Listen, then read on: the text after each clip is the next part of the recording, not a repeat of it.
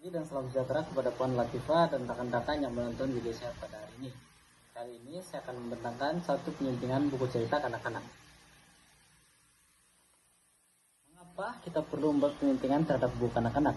Ianya memastikan bahasa yang digunakan mudah difahami dan menjadikan struktur cerita tersebut lebih tersusun dan jelas. Ini juga menambahkan nilai empati dan kerjasama, memastikan fakta saintifik yang betul dan memperbaiki ilustrasi dan tata letak. Sebuah buku cerita kanak-kanak memainkan peran penting dalam perkembangan kognitif, emosi, dan moral mereka. Ianya bukan saja sebagai satu bacaan hiburan, tetapi juga sebagai alat pendidikan yang dapat membentuk nilai-nilai murni serta kemerahan berpikir dalam kalangan pembaca-pembaca muda, yaitu kanak-kanak. Buku yang telah saya pilih untuk saya sunting pada kali ini ialah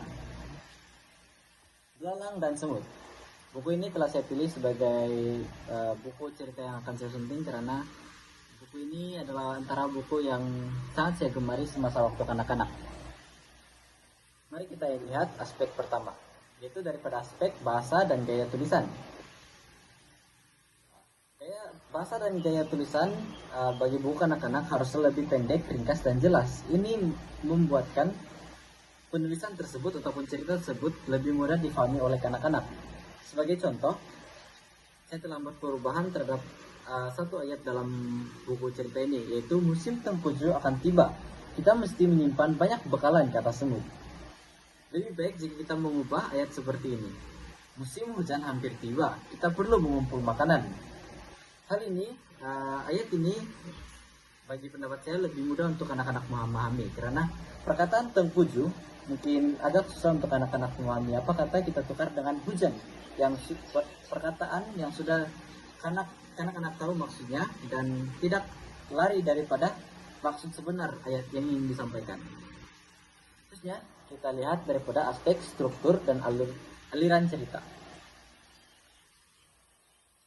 Pengenalan watak dahulu sebelum menceritakan cerita ini adalah penting. Ianya adalah untuk membuat perbandingan jelas antara semut dan belalang, yaitu dua watak dalam buku ini. Ianya membuatkan kanak-kanak lebih memahami akibat sesuatu tindakan yang diceritakan. Sebagai contoh, pada awal buku tersebut penerangan bagi karakteristik dua watak diterangkan. Bagi contoh, sang semut, kita tahu dia seorang yang rajin dan juga seorang yang bijak mengurus masa. Manakala sang belalang pula seorang yang pemalas dan juga tidak ingin mendengar nasihat. Pengenalan terhadap karakter ini boleh diletakkan pada awal buku agar anak-anak itu dapat tahu bagaimana sifat-sifat watak yang ingin kita ceritakan. Terusnya kita akan melihat pada pengembangan tema. Tema yang saya dapati dalam buku cerita ini adalah rajin dan malas. Selain daripada itu, kita juga boleh menerapkan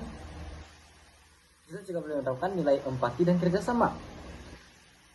Dalam buku ini,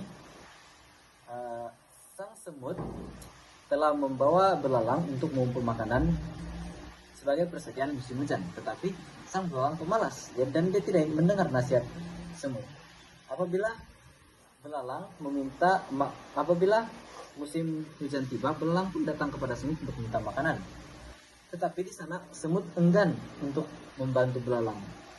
Apa kata kita tukar alur cerita itu kepada semut memberikan sedikit makanan dengan syarat sang belalang belajar untuk bekerja keras. Di sini sifat empati dan kerjasama dapat kita perkenalkan kepada kanak-kanak tersebut.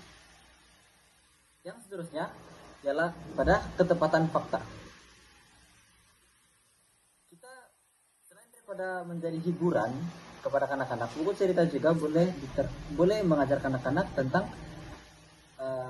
maklumat-maklumat saintifik sebagai penambahan ilmu kepada mereka. Contohnya dalam buku tersebut mengatakan semut menyimpan makanan di lubang kayu.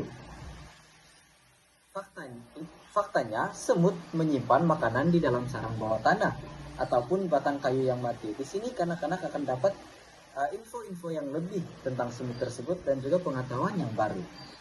Terusnya kita akan lihat pada ilustrasi dan tata letak. Ilustrasi dan tata letak adalah penting.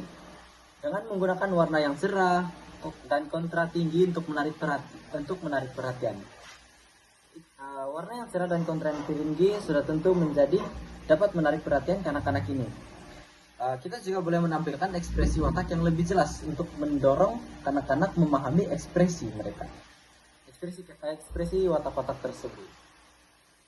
Gambar-gambar yang besar juga adalah sangat disarankan untuk diletakkan di dalam buku tersebut agar kanak-kanak dapat sesuatu yang menyeronokkan. Kesimpulannya, penyuntingan ini menjadikan cerita lebih mudah dan difahami, juga menarik. Penyuntingan ini juga dapat mengembangkan nilai moral dan sosial kanak-kanak, dan juga memastikan ketepatan fakta dan ilustrasi yang lebih efektif. Sekian saja daripada saya. Sekian, terima kasih. Bye-bye.